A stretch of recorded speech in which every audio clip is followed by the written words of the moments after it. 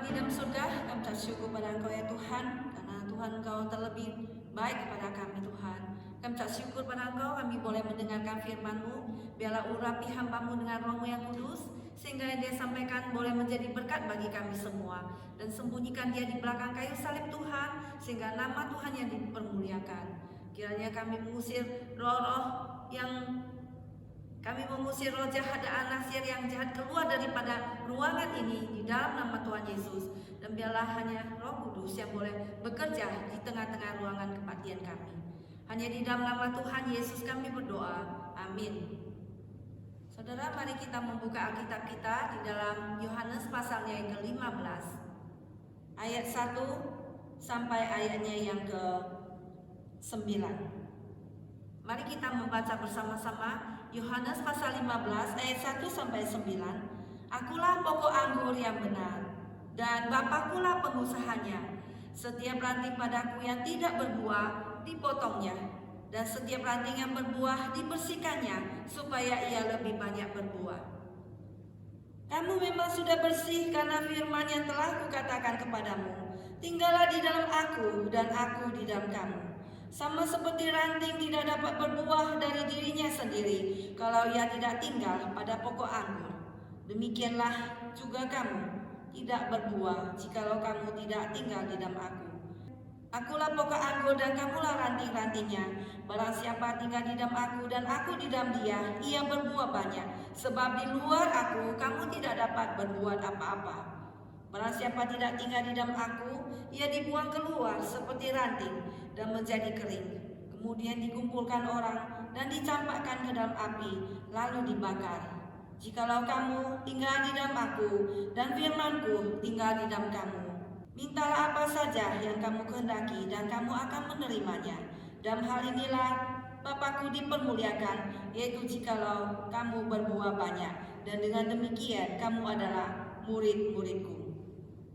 Sampai ayat ke-8 saja. Demikianlah pembacaan firman Tuhan pada hari ini. Judul hari ini adalah berbuah banyak.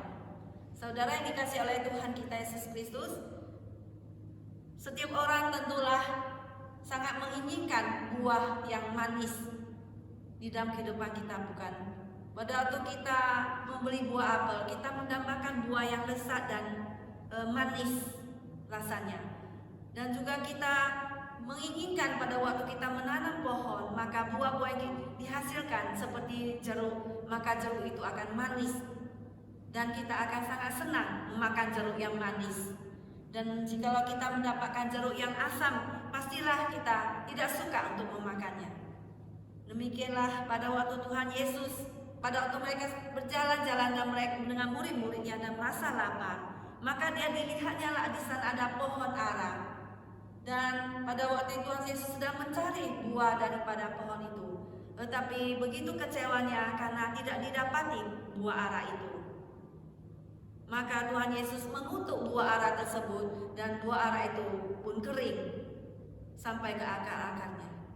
Demikianlah saudara, Tuhan Yesus menginginkan kita setiap orang Kristen untuk berbuah banyak. Dan dengan demikian dikatakan di sini, kamu memuliakan Bapa-Ku yang di surga, ayat ke-8.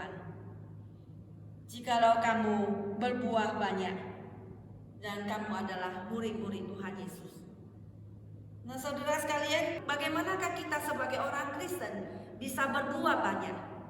Mari kita melihat ke dalam Yohanes 15 ayatnya yang ke-5, yaitu supaya kita bersatu dengan Kristus, yaitu tinggal tetap di dalam Kristus.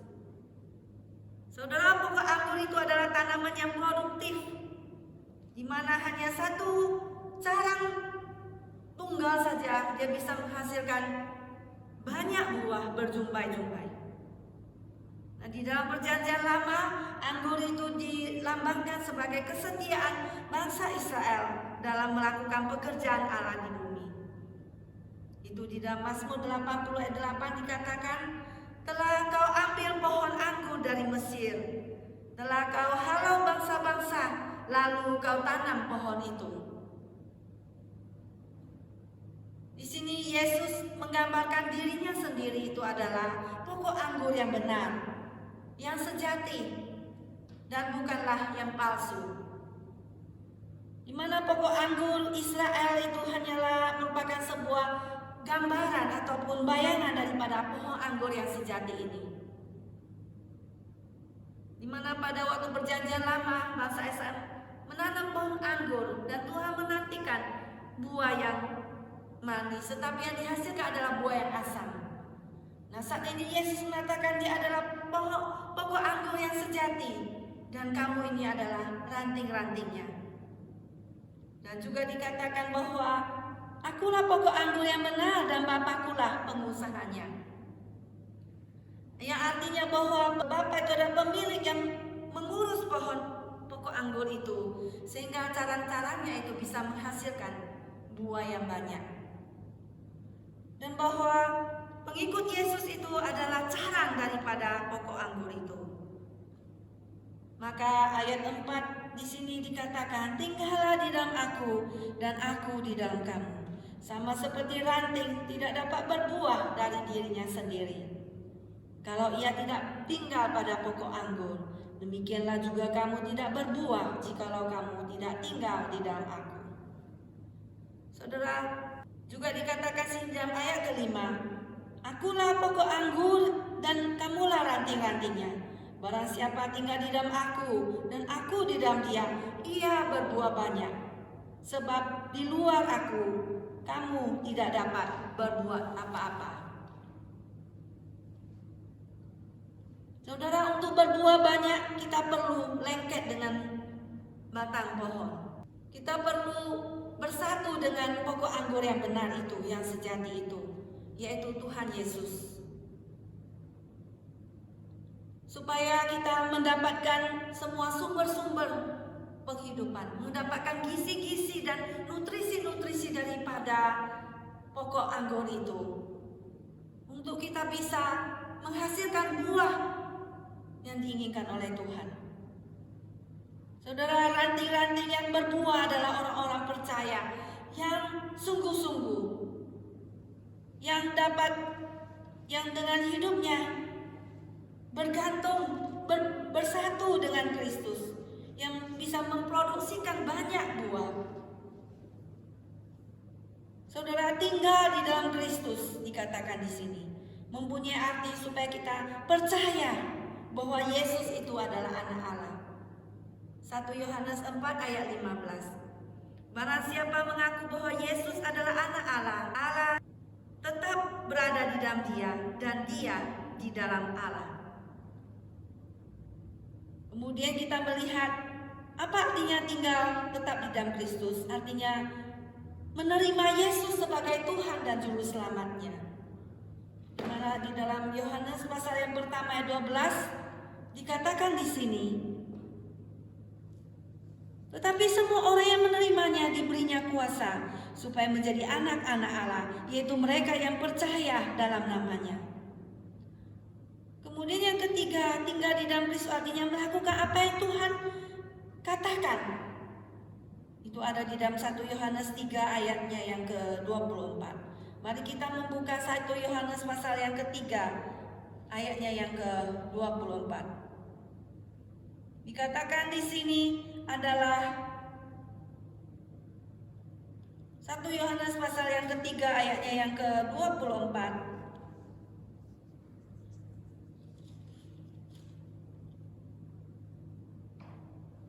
Barang siapa menuruti segala perintahnya, ia diam di dalam Allah dan Allah di dalam dia. Dan demikianlah kita ketahui bahwa Allah ada di dalam kita, yaitu Roh yang telah Ia karuniakan kepada kita. Puji Tuhan saudara, kita percaya pada Yesus. Tuhan mengirimkan Roh Kudus ada tinggal dalam kita dan menolong kita untuk berbuah banyak bagi Tuhan. Kemudian yang keempat adalah terus menerus di dalam iman. Itu ada di dalam 1 Yohanes 2 ayatnya yang ke-24.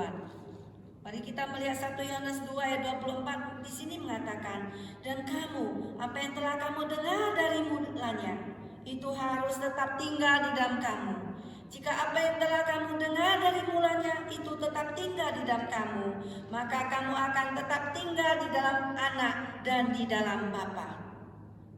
Itu supaya kita terus percaya kepada Tuhan, mempunyai iman kepadanya. Kemudian yang kelima yaitu berhubungan dengan komunitas orang-orang percaya, tubuh Kristus. Supaya kita jangan terlepas daripada persekutuan dengan orang-orang percaya. Supaya kita jangan menyendiri, supaya kita jangan absen di dalam mendengarkan firman Tuhan. Untuk mengencourage kita setiap hari. Kita melihat di dalam Yohanes pasal 15 tadi kembali ayatnya yang ke-12. Yohanes pasal 15 ayatnya yang ke-12 di sini dikatakan, inilah perintahku, yaitu supaya kamu saling mengasihi seperti aku telah mengasihi kamu. Yaitu kita saling mengasihi, bersekutu satu dengan lain. Inilah saudara sekalian, sudahkah kita tinggal di dalam Kristus dan Kristus di dalam kita? Pada waktu saya masih remaja, saya memikirkan hal ini. Bagaimana saya tinggal di dalam Kristus dan Kristus tinggal di dalam aku? Siapa yang lebih besar? Yaitu mempunyai suatu lambang simbolis bahwa kita itu bersatu dengan Tuhan, bahwa kita itu bergantung kepada Kristus. Hidup kita itu tetap berada terus menerus di dalam Kristus. Nah, itulah artinya bahwa kita itu supaya tetap bersama, tetap tinggal bersama dengan Kristus. Nah, saudara sekalian, ada sebuah lagu mengatakan, anak sekolah minggu ya, lagunya adalah Yesus pokok dan itulah caranya, tinggallah di dalamnya. Yesus pokok dan kitalah caranya, tinggallah di dalamnya. Yesus pokok dan kitalah caranya, tinggallah di dalamnya. Pastilah kau akan berbuah. Ya, demikianlah lagu tersebut, lagu anak sekolah minggu, tapi sangat memberkati kita, bukan? Nah, saudara sekalian, banyak orang mencoba melakukan hal-hal yang baik, yang jujur, dan melakukan apa yang benar. Tetapi Yesus berkata bahwa hanya ada jalan satu-satunya untuk mempunyai hidup yang sungguh-sungguh benar, yaitu adalah tinggal dekat dengan Kristus. Seperti ranting yang lengket kepada batang pohon, maka kita terpisah daripada Yesus. Usaha kita adalah sia-sia. Usaha kita adalah tidak berbuah. Kita terlepas dari sumber hidup itu. Saudara, apakah engkau menerima nutrisi, menerima gizi dan vitamin-vitamin daripada hidup yang ditawarkan oleh Kristus, pokok anggur yang benar itu? Jikalau belum, saudara sekalian, marilah kita menerima Yesus sebagai Tuhan dan Juru Selamat kita di dalam hati kita, dan jangan membiarkan dia keluar lagi, tapi tinggal tetap dalam hati kita selama-lamanya, sampai selama-lamanya.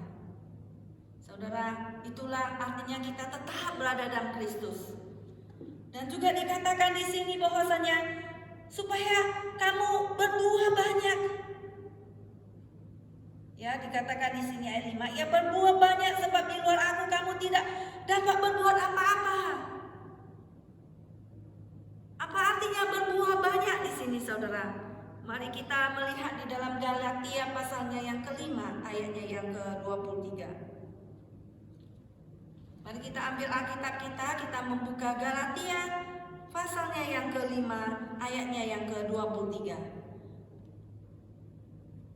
Dikatakan di sini adalah tetapi buah roh, ayat yang ke-22. Tetapi buah roh ialah kasih, sukacita, damai sejahtera, kesabaran, kemurahan, kebaikan, kesetiaan, kelemah lembutan, penguasaan diri. Kemudian dikatakan di sini, tidak ada hukum yang menentang hal-hal itu. Demikianlah bahwa kita satu buah daripada Roh Kudus menghasilkan 9 rasa. Itulah ciri-ciri khas orang Kristen, yaitu dia memiliki sukacita, dia memiliki kasih, dia memiliki kebaikan, kemurahan, kelemah lembutan, kesetiaan, penguasaan, kelemah lembutan dan penguasaan diri. Sudahkah kita memiliki buah Roh Kudus, saudara sekalian? Sehingga banyak orang bisa menikmatinya di sekeliling kita. Kita menjadi berkat bagi orang lain. Ya, lain dengan orang yang suka mengeluh, orang-orang yang suka marah-marah, yang suka mengomel, dan tidak mengucap syukur, dan selalu mengkritik orang lain.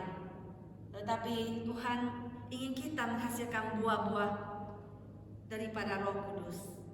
Dan buah-buah apa lagi yang Tuhan inginkan kita hasilkan, saudara? Yang lain itu adalah buah Injil. Mari kita melihat di dalam Matius pasalnya yang ke-28. Matius 28, kita melihat ayatnya yang ke-18. Yesus mendekati mereka dan berkata, "Kepadaku telah diberikan segala kuasa di surga dan di bumi. Karena itu pergilah, jadikanlah semua bangsa muridku, dan baptislah mereka dalam nama Bapa dan Anak dan Roh Kudus, dan ajarlah mereka melakukan segala sesuatu yang telah kuperintahkan kepadamu. Dan ketahuilah, aku menyertai kamu senantiasa sampai kepada akhir zaman." Puji Tuhan, saudara sekalian, Tuhan Yesus menyertai kita, dan Tuhan menyuruh kita untuk mengabarkan Injil, mengabarkan dengan kasih-Nya, di mana Yesus sudah menang terhadap kematian, Yesus sudah menang terhadap kuasa iblis, dan Yesus sudah menang terhadap kuasa dosa. Kita sebagai anak-anak Tuhan diberi privilege, diberikan hak khusus yang istimewa untuk mengabarkan Injil Yesus Kristus. Dan kita tidak perlu takut, karena Tuhan Yesus menyertai kita sampai hari kiamat. Saudara yang dikasihi Tuhan, marilah kita senantiasa tinggal bersatu dengan Kristus, tinggal melengket tetap dengan Dia, maka kita akan berbuah banyak. Karena di luar Kristus kita tidak bisa berbuat apa-apa. Saudara, sudahkah kita tinggal dalam Kristus? Sudahkah kita senantiasa berdoa, "Oh Tuhan, tolonglah aku. Aku tidak bisa belajar ini, saya tidak bisa sekolah ini, susah. Tolonglah aku." Maka Tuhan akan menolongmu. "Ya Tuhan, tolonglah saya.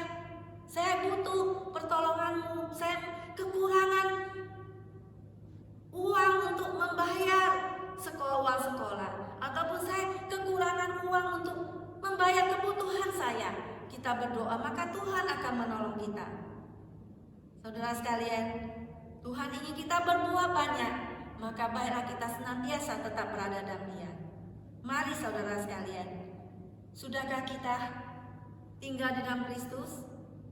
Marilah kita tinggal tetap di dalam Kristus. Dan yang kedua, saudara sekalian, untuk berbuah banyak, maka kita perlu menjadi seperti ranting ataupun carang daripada pokok anggur yang lemah lembut, yang tidak berbentuk dan lemah. Kalau kita perhatikan carang daripada pokok anggur, maka kita melihat pada waktu kita membeli di pasar buah anggur, maka kita mendapati bahwa dahan-dahannya itu dahan yang sangat lembek sekali. Tetapi kita mendapati satu daripada carang saja menghasilkan begitu banyak buah. Dan kita sangat bersuka cita, bukan? Tapi kita memperhatikan bahwa caranya begitu lembut, yang tidak berbentuk.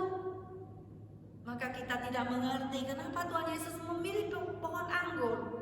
Karena caranya menghasilkan buah, dan caranya adalah caranya yang tidak tegas dan dia tidak berbentuk. Di sini kita melihat, belajar bahwa Tuhan Yesus ingin kita menjadi seorang Kristen yang lemah lembut. Ya, maka Tuhan Yesus di dalam khotbah di bukit mengatakan, "Berbahagialah orang yang lemah lembut, karena mereka akan memiliki bumi." Maka kita diajarkan untuk tidak berkeras hati, untuk kita tidak menjadi orang yang sombong, tetapi kita merendahkan hati kita supaya kita itu bisa berbuah banyak. Kalau kita perhatikan juga buah yang lain, pohon jambu, ya. Pada waktu saya masih kecil di rumah saya banyak pohon jambu, ya. Dan saya melihat pohon jambu dia punya ranting itu sudah keras dan besar batangnya. Tetapi kita melihat buah yang dihasilkan tidak begitu banyak, bukan?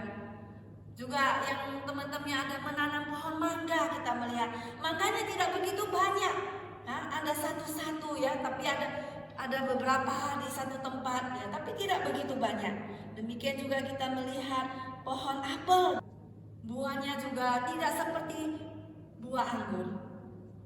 Demikian juga kita melihat pohon jeruk, ya, juga tidak begitu banyak buahnya.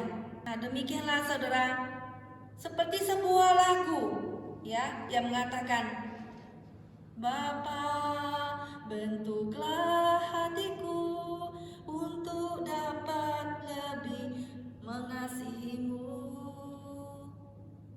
Bapa, lembutkanlah hatiku untuk dapat menjadi saksimu. Ya, demikianlah Tuhan ingin kita melembutkan hati kita, dan supaya kita menjadi seperti bejana daripada tanah liat.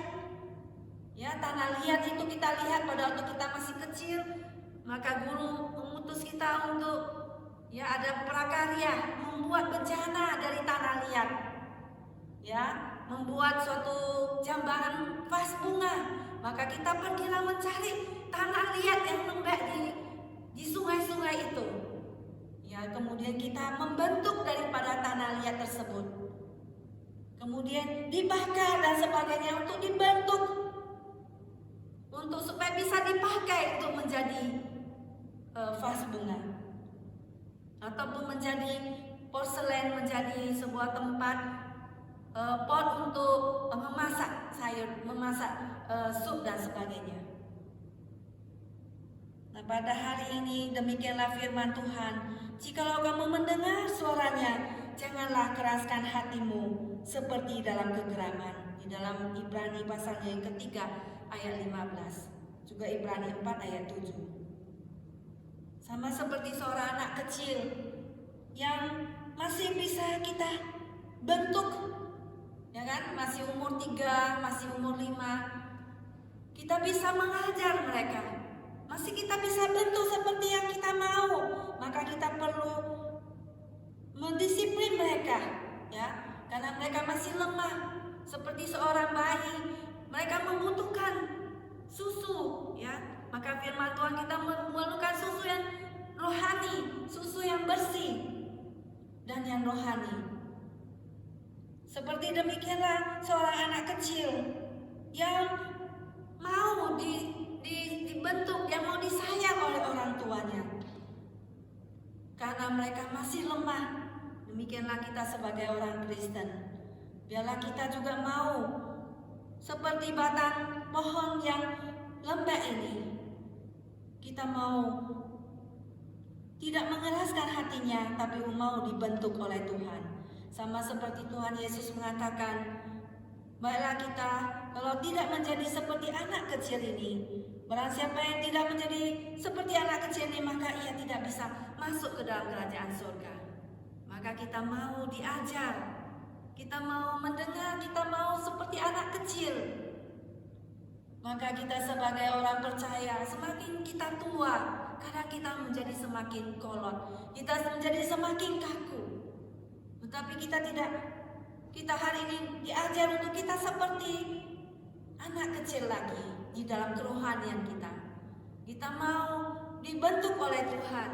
Kita mau seperti batang pohon yang tidak berbentuk ini, sehingga kita bisa berbuah banyak. Setiap firman Tuhan ditaburkan, kita mau mendengarnya. Maukah saudara mau seperti batang pohon yang tidak berbentuk ini? Mari saudara sekalian, kita melembutkan hati kita untuk diajar oleh Tuhan. Kemudian yang ketiga saudara, supaya kita bisa lebih banyak berbuah. Biarlah kita mau dibersihkan oleh firman Tuhan. Ayat ketiga di sini dikatakan di dalam Yohanes pasalnya yang ke-15 tadi. Dikatakan di sini bahwa kamu memang sudah bersih. Dikatakan ayatnya yang ketiga. Kamu memang sudah bersih karena firman yang telah kukatakan kepadamu. Ya, Yesus memandang pembersihan itu sudah komplit, sudah sempurna. Kamu memang sudah bersih. Tindakan pembersihan terjadi dengan perantaraan ajaran Yesus, yaitu firman Tuhan. Mana kita melihat Yesus berkhotbah itu dengan otoritas. Firman-Nya berotoritas, tidak seperti ahli-ahli Taurat dan orang-orang Farisi. Maka banyak orang tertarik kepada ajaran Tuhan Yesus. Saudara, setiap kali kita mendengarkan firman Tuhan, maka firman Tuhan membersihkan kita. Maka firman Tuhan menyegarkan kerohanian kita. Maka seperti seorang hamba Tuhan mengatakan, meskipun dia sudah umur 56 tahun, tetapi dia masih terasa 17 tahun. Karena apa saudara? Karena dia merasa bahwa jiwanya itu masih muda. Dia diperbaharui oleh Tuhan hari demi hari. Oleh firman Tuhan, oleh kasih sayang Tuhan. Nah saudara sekalian, kita yang senantiasa membaca firman Tuhan, kita renungkan, kita dengar dan kita patuhi. Demikianlah membuat kita bersuka cita, seperti di dalam Mazmur 119 mengatakan, dengan apa seorang muda mempertahankan kelakuannya bersih, dengan menjaganya sesuai dengan firman. Jadi saat kita ingin melakukan dosa ataupun kita tergoda oleh temptation, oleh pencobaan, maka begitu kita ingin melakukannya, maka begitu firman Tuhan langsung keluar di dalam hati kita atau pikiran kita. Nah, demikianlah firman Tuhan membuat kita mengurungkan niat kita, membuat kita menjadi baik kembali, membuat kita meng-cancel semua hal-hal yang tidak baik yang tidak perlu terjadi yang kita lakukan. Begitu berkuasanya firman Tuhan itu. Alkitab ini tidak ada pada buku-buku yang lain. Meskipun ada juga yang mengklaim mereka memiliki akhir firman Tuhan, tapi kita kalau membandingkannya, begitu berbeda sekali saudara sekalian. Begitu berbeda firman Tuhan kita yang hidup ini, yang berbicara kepada setiap kita dan mampu menolong hidup kita, memberi keselamatan kepada kita.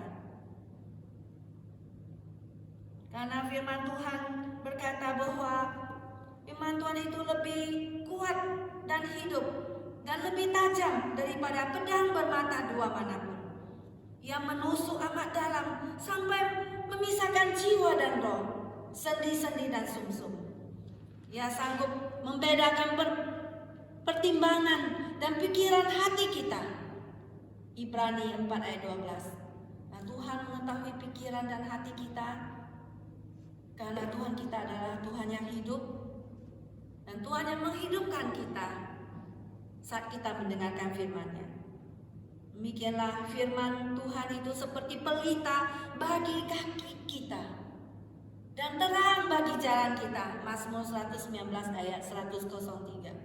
Seperti kita berjalan beberapa kilometer jauhnya. Misalnya kita di sini mau pergi ke San Diego, maka mobil yang kita tumpangi itu kita memerlukan cahaya pada waktu malam. Dan cahaya yang kita perlukan itu tentulah bukan cahaya yang harus menyinari sampai ke LA atau San Diego, tetapi cukup menerangi jalan yang akan kita tempuh tahap demi tahap, step by step. Nah saudara, firman Tuhan itu cukup bagi kita. Maka Tuhan Yesus berdoa pada waktu sebelum dia disalibkan, berdoa pada Bapa yang di surga dan mengatakan, kuduskanlah mereka dalam kebenaran. firman-Mu adalah kebenaran. Yohanes 17 ayat 17. Yesus tidak meninggalkan kita sebagai seorang yatim piatu di dunia ini, tapi dia meninggalkan firman Tuhan untuk menuntun hidup kita dan juga memberikan Roh Kudus-Nya di dalam hati kita. Yakobus pasal 1 ayat 23 di sana dikatakan bahwa firman Tuhan itu seperti cermin yang memproyeksi diri kita. Pada waktu kita menyisir rambut, maka kita perlu cermin untuk mengetahui mana yang rata, rambut kita kemana supaya tidak berantakan. Dan pada waktu kita make up, kita taruh bedak, dan juga kita taruh lipstick, kita perlu melihat kaca supaya tidak berantakan apa yang kita lakukan. Dan juga baju kita apakah sudah rapi, dan bahwa apakah ada sesuatu kotoran di dalam baju kita, ataupun rambut kita akan masih acak-acakan, maka kita perlu cermin itu. Demikianlah firman Tuhan itu seperti cermin bagi kita. Saudara, ada dalam cerita Alkitab seorang muda yang bernama Yusuf pada waktu umur 17 tahun. Dia dijual oleh saudara-saudaranya ke tempat yang jauh ke Mesir seorang diri. Maka di tempat Mesir itu dia mengalami kesusahan dan kesulitan. Dia dijual dan dia menjadi budak di rumah Potifar. Di sanalah tentu dia harus bekerja keras sebagai seorang muda dan sebagai seorang budak. Maka di sana dia mengalami godaan oleh istri Potifar yang menyuruhnya untuk tidur dengannya. Tetapi saudara, Yusuf melarikan diri. Yusuf melepaskan dirinya daripada istri Potifar ini, dan dia melepaskan jubahnya, dia melarikan diri, dan dia lolos daripada istri Potifar. Kenapa dia mengatakan? Sebab dia takut kepada Allah. Dia tidak akan melakukan dosa yang besar ini. Dia lebih takut pada Allah daripada kepada manusia. Karena dia tahu bahwa Tuhan sedang melihat dia. Tuhan sedang melihat apa yang kita lakukan. Tuhan yang sedang melihat pikiran kita, apa yang kita pikirkan. Dan dia mengetahui segala sesuatu, apa yang kita pikirkan, apa yang kita lakukan. Saudara, karena dia ada firman Tuhan yang diajarkan oleh Yakub anaknya pada waktu dia masih kecil. Saudara, maka 2 Timotius 3 ayat 16 mengatakan bahwa segala tulisan yang diilhamkan Allah bermanfaat untuk mengajar, untuk menyatakan kesalahan, untuk memperbaiki kelakuan, dan untuk mendidik kita di dalam kebenaran. Dan setiap orang kepunyaan Allah diperlengkapi untuk setiap perbuatan baik. Demikianlah saudara, maukah kita dibersihkan oleh firman Tuhan? Marilah kita selalu bercermin.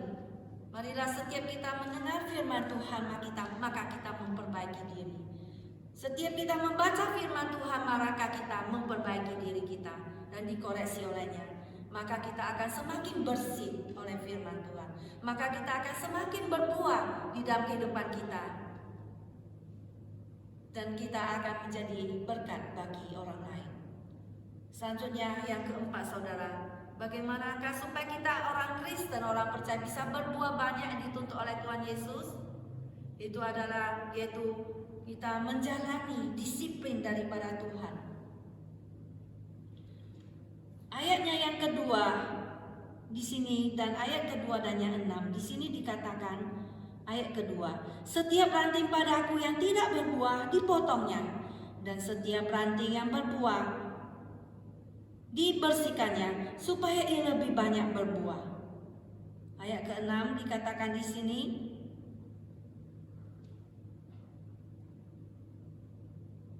barang siapa tidak tinggal di dalam aku, ia dibuang keluar seperti ranting dan menjadi kering. Kemudian dikumpulkan orang dan dicampakkan ke dalam api, lalu dibakar. Nah, saudara sekalian, setiap ranting padaku yang tidak berbuah dipotongnya. Yang tujuan daripada setiap pohon anggur itu adalah supaya berbuah. Karena itu pokok anggur itu tidak dapat terpisah daripada ranting-rantingnya yang berbuah itu. Tetapi ada ranting yang tidak berbuah, maka itu perlu dilakukan pemotongan dan pembersihan ranting. Maka pengusaha pokok anggur yang baik ini melihat kebergunaan daripada setiap ranting yang sama sekali tidak berbuah, maka dia tidak pantas mendapat tempat pada pokok anggur itu. Maka dia harus di-remove, dia harus di-cut off, dia harus dipotong dari batang pohon. Bukan hanya mereka tidak berguna dan tidak bernilai dan tidak berharga, tetapi mereka sering menginfeksi daripada sisa daripada pohon itu, dan sehingga yang lain juga tidak berbuah.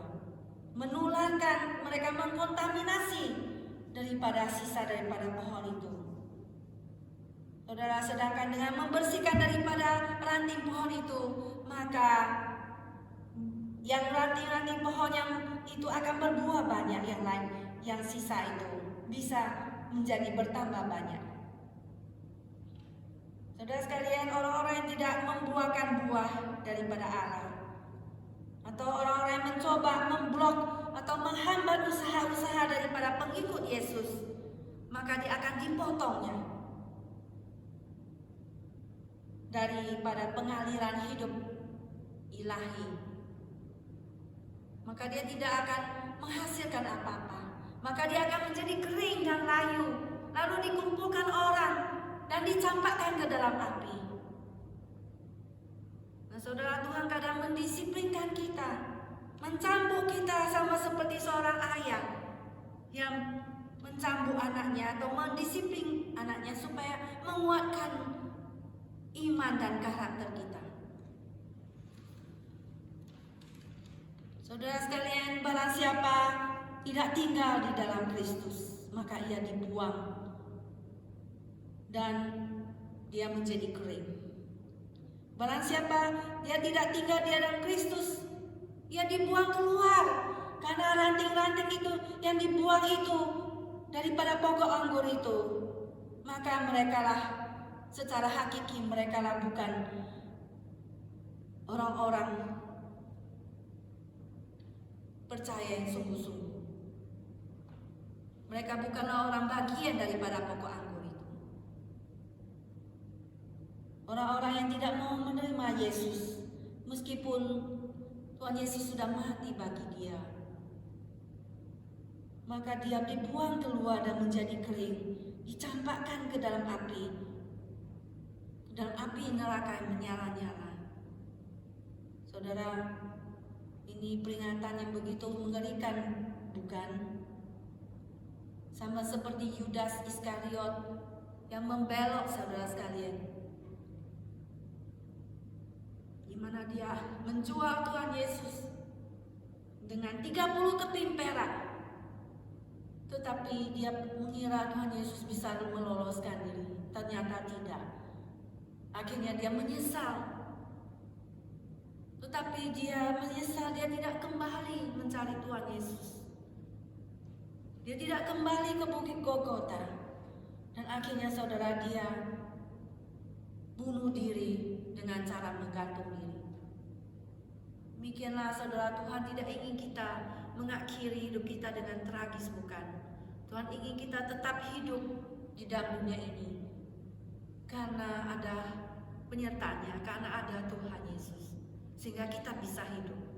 Tuhan Yesus ingin kita berbuah banyak, karena tanpa Tuhan kita tidak bisa hidup, saudara sekalian. Marilah kita peka terhadap teguran dan nasihat Tuhan. Kita peka terhadap ajaran daripada Tuhan dalam hidup kita, sehingga kita bertobat, sehingga kita kembali kepada Tuhan seperti anak yang hilang itu, yang hidupnya menderita melanglang buana di tempat yang lain, dan makan makanan babi pun dia tidak diberi. Dia kelaparan sehingga dia pulang kembali ke rumah orang tuanya, dan orang tuanya menyambut dia dengan memakai jubah yang terbaik, dengan memakai cincin, dan diberikan sepatu, dan dirayakan pesta padanya. Demikianlah Tuhan menyambut kita sebagai anak-anaknya yang terhilang ini. Tuhan ingin kita kembali kepadanya. Tuhan ingin kita yang mendapatkan disiplin daripada Tuhan, untuk kita sadar, untuk kita menjadi lebih baik lagi, dan kita bangun dan menjadi lebih baik lagi. Saudara, marilah kita dengan penuh takut pada Tuhan untuk berbuah banyak, dengan selalu bersatu dan tinggal tetap di dalam Kristus. Untuk kita selalu menjadi seorang yang lemah lembut, yang mau diajari. Untuk kita selalu dibersihkan senantiasa oleh firman Tuhan dan mengubah terus-menerus sesuai dengan firman. Untuk kita mau dibentuk dan disiplinkan oleh Tuhan. Saudara sekalian, maukah kita berbuah banyak bagi Tuhan, bagi kerajaan Tuhan? Mari saudara sekalian, kita berbuah banyak Tuhan, sehingga Tuhan bersuka cita melihat kita, dan kita tidak dibuang keluar sama seperti ranting yang tidak berbuah itu dan dibakar. Maka dengan demikian saudara sekalian dikatakan, Bapakku dipermuliakan, yaitu jikalau kamu berbuah banyak, dan dengan demikian kamu adalah murid-muridku. Itulah kata Tuhan Yesus. Saudara sekalian, mari kita berbuah banyak. Amin. Mari kita bersatu di dalam doa. Bapa di dalam surga, terima kasih ya Tuhan untuk firman-Mu yang senantiasa menguatkan kami dan menolong kami, untuk kita boleh berdiri teguh di dalam Engkau Tuhan. Kami ucap syukur kepada Engkau Tuhan, di mana Tuhan senantiasa menolong dan membimbing kami dan tidak melepas kami berjalan seorang diri.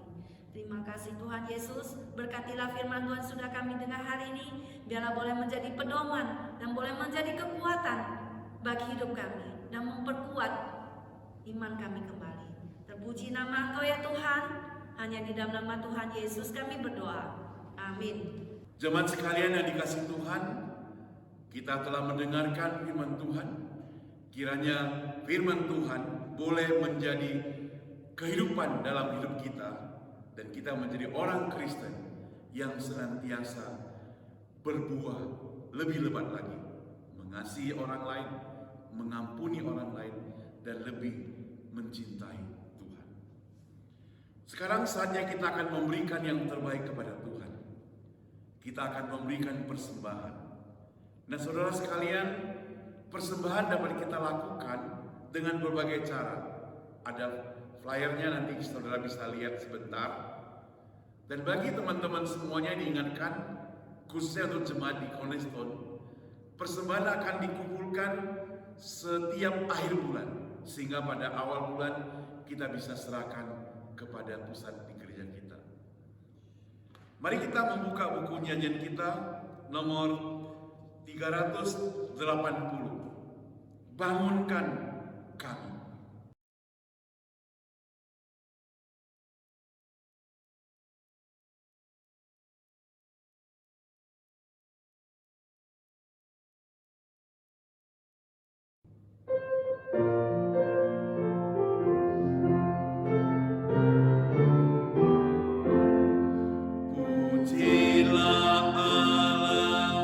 Demikian kasih-Nya yang menghapus anaknya, tebus dosaku. Haleluya, puji Tuhan. Haleluya, amin. Haleluya, puji Tuhan. Bangunkan kami, pujilah Allah, Roh Sang Penghibur yang mengantar jiwaku kepada Kristus. Haleluya, puji Tuhan. Haleluya, amin. Haleluya, puji Tuhan. Bangunkan kami. Yang keempat, bangunkan kami dengan kasih-Mu, dengan api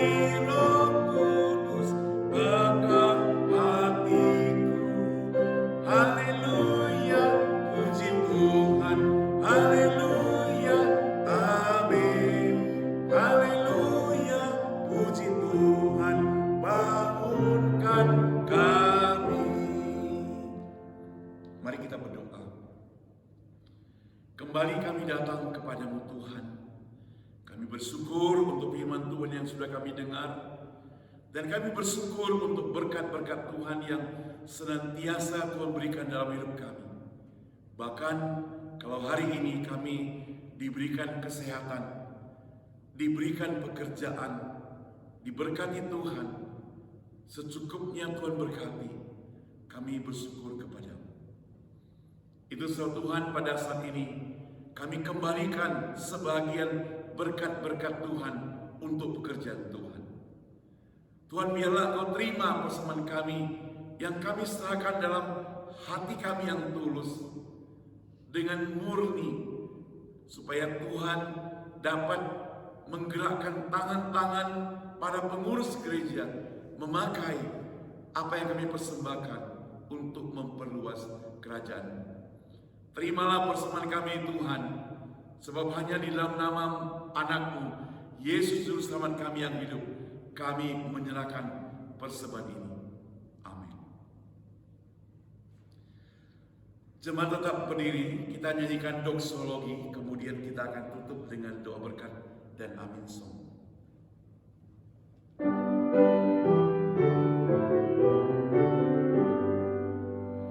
Puji Allah Bapa Putra, puji Allah Roh Kudus, ketiganya yang esa, pohon selamat sumber berkat. Amin. Jemaat sekalian, dimanapun Anda berada, terimalah berkat Tuhan, kasih dari Allah Bapa, anugerah dan keselamatan daripada Yesus Kristus, pertolongan dan penghiburan dari Roh Kudus menyertai seluruh kehidupan Anda, baik itu pekerjaan, kesehatan, keluarga, bahkan juga kerohanian, hari ini, besok, dan sampai selama-lamanya. Amin. Amin. Amin. Amin.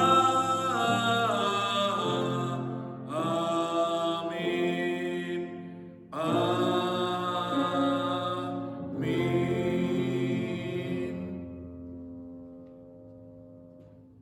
Silakan duduk kembali semuanya. Saat teduh kebaktian selesai.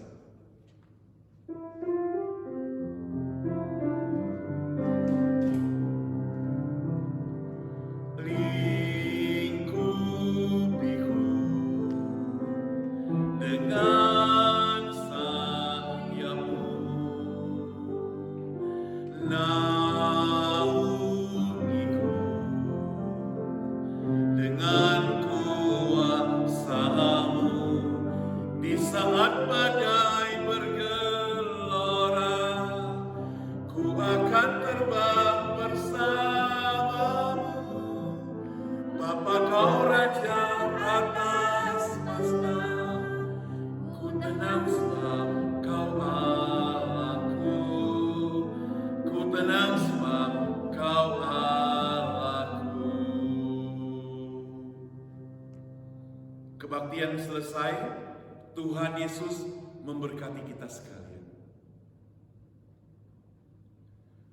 Dan saudara sekalian, ada pengumuman penting yang akan saya sampaikan pada hari ini dalam rangka menyambut Jumat Agung dan juga memperingati Hari Paskah, Hari Kenaikan Kristus. Maka gereja akan menyelenggarakan doa puasa selama 10 hari berturut-turut sebelum hari Jumat Agung. Itu artinya mulai tanggal 23 Maret nanti sampai tanggal 1 April kita akan mengadakan acara doa puasa. Jadi puasanya itu dimulai dari jam 10 malam sampai besok siang, makan siang kita buka di tempat kita masing-masing.